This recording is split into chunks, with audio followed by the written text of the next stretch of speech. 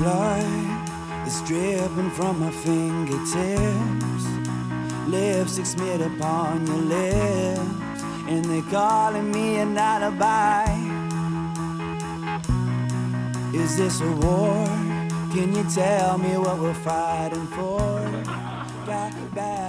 Hey y'all, welcome back to Talking Phoenix. Today we're talking about butterflies.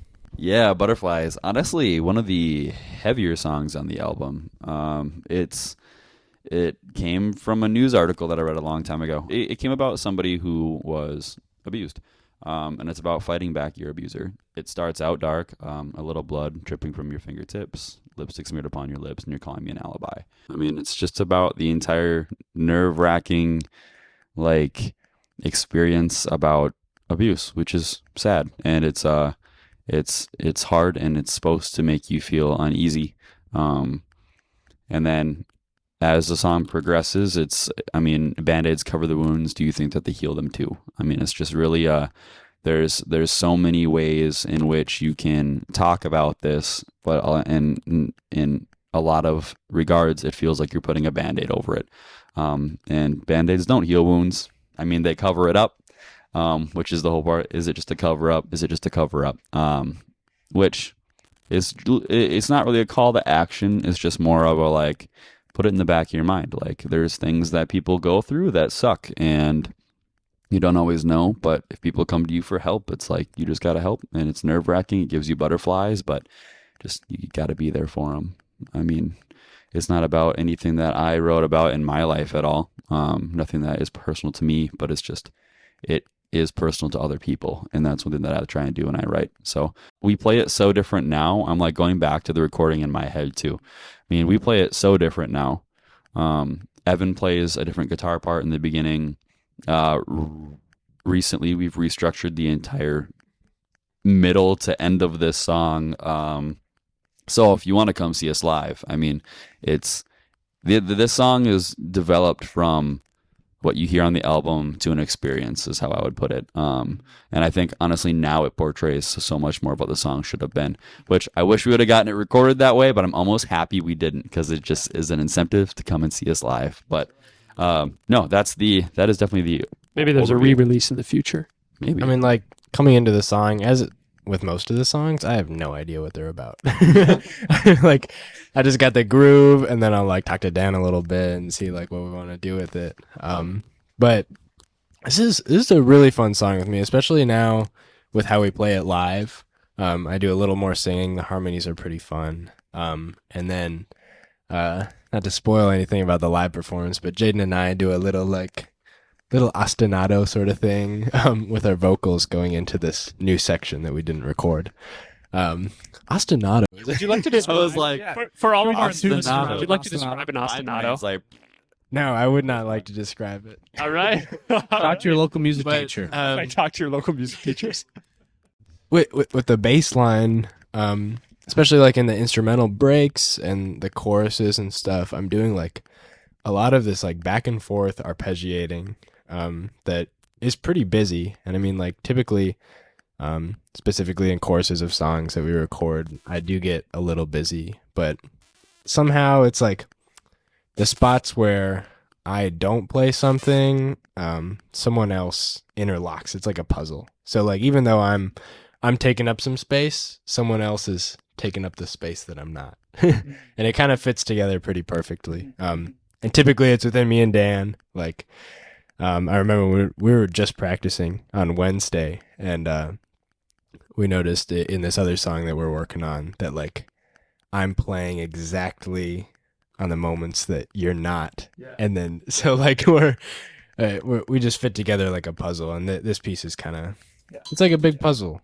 It's the magic of the bass and drums. Totally is. Oh yeah. I think on this song too, like Jaden said, I think the song is more of a thought provoker.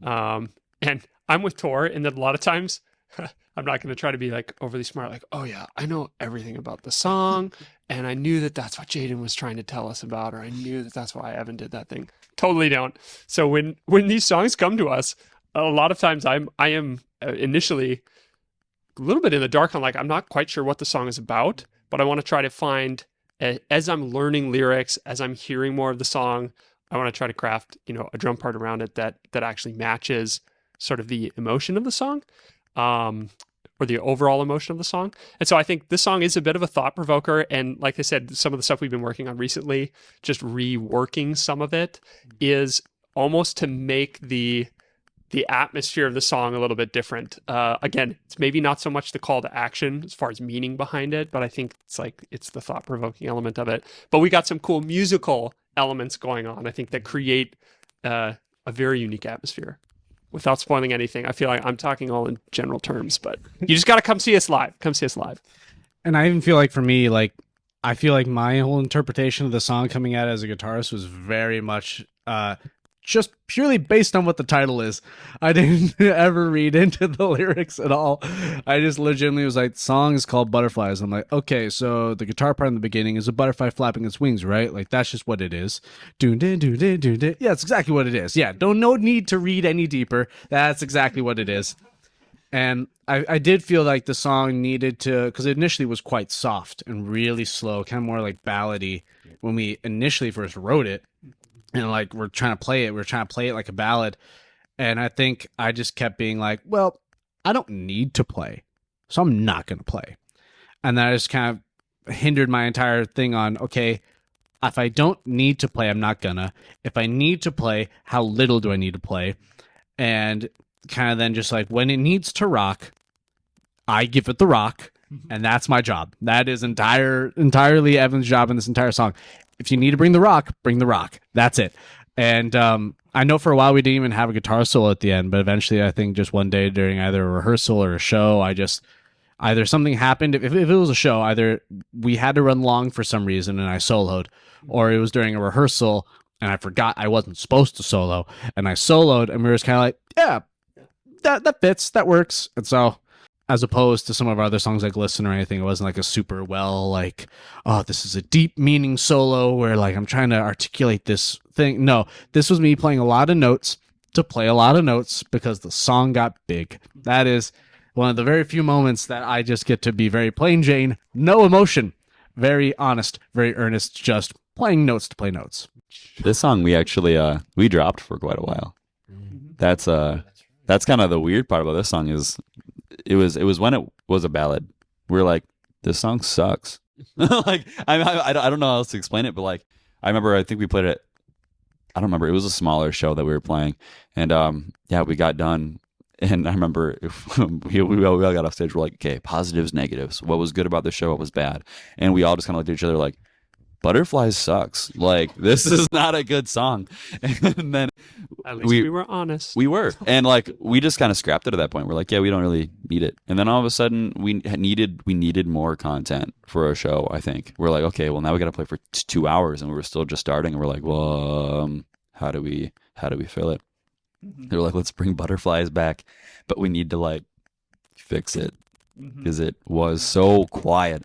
And then, yeah, I think it was at that point actually that is when we're like, okay, well, it needs to be amped up because it's boring, or we just weren't cohesive, I think was the biggest thing. And then we just started playing it and writing, and then Evan, yeah, just went into, I think it was just, you just started soloing in the bridge, and I was like, yeah, cool.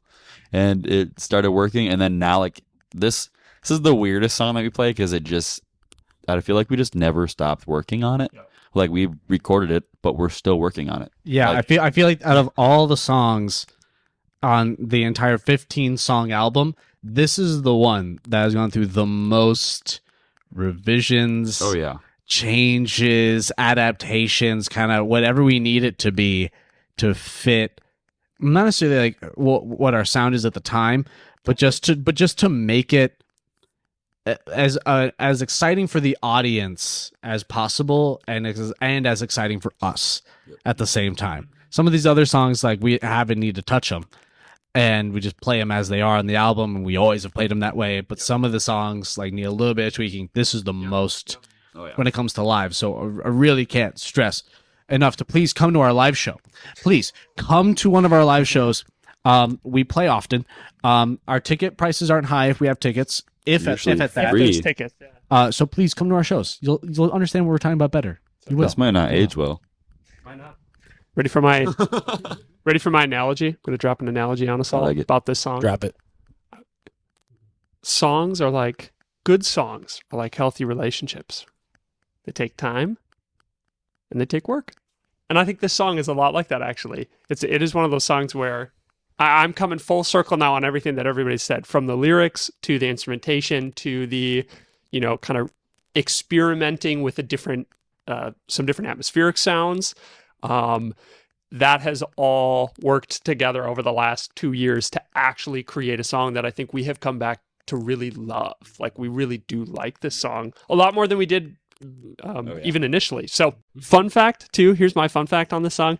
I actually think on the album, this is one of my favorite sounding songs. I wouldn't say that it's my favorite song on the album, but sonically, shout out to my brother Chris Schuster, who produced the album. But I love how this song turned out. So, Okay, I have to throw in this bonus fun fact. So, for those who are keen listeners or not keen listeners, it's pretty obvious. In the second verse and during the guitar fill, I very blatantly forgot that I was playing a lead line, and it's very out of time. You can very much hear it in the first solo break. I do like this cool, little flash thing at the beginning, and then I forget when it ends, and so I stumble on the time, and I'm tripping over myself trying to finish it. Shame on you.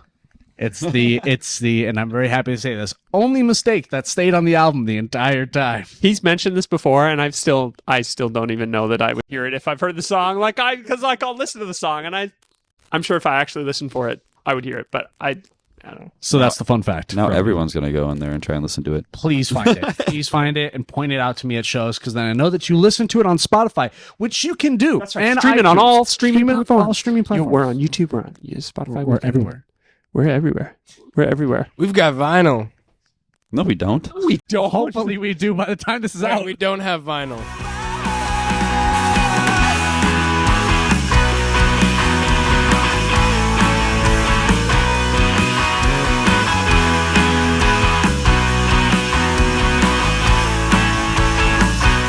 What's up, guys? We are Walking Phoenix. Thank you so much for checking us out here on Talking Phoenix Behind the Songs.